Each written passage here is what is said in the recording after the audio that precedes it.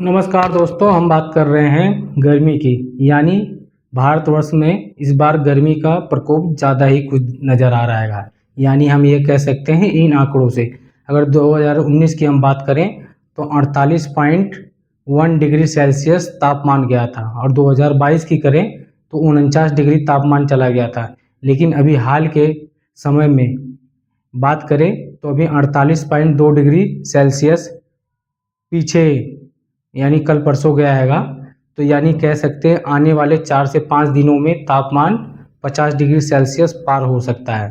तो यानी आपको यह कहा जाता है, यानी आप घर से बाहर निकलें तो अच्छे तरीके से गमछा, तौलिया, छतरी, पानी पीकर 1-2 गिलास यानी अपना पूरा इंतजाम से घर से बाहर निकलें।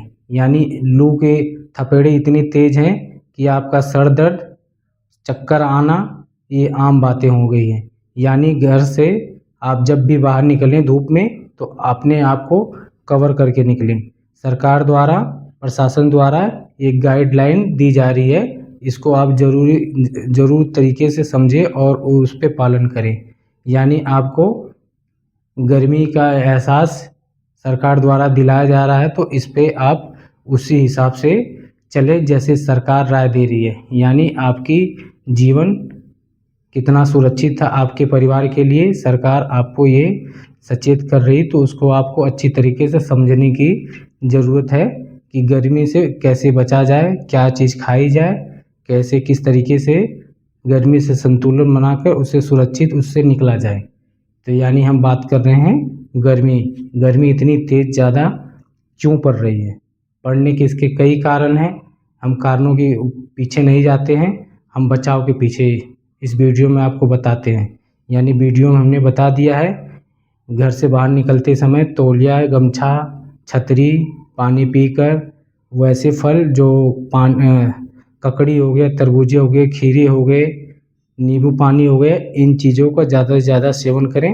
अपने परिवार को सुरक्षित रखें, खुद सुरक्षित रहें, और धूप में निकलने से पहले ये सारे इंतजाम करके जाएं। तो अभी के लिए इतना ही, धन्यवाद।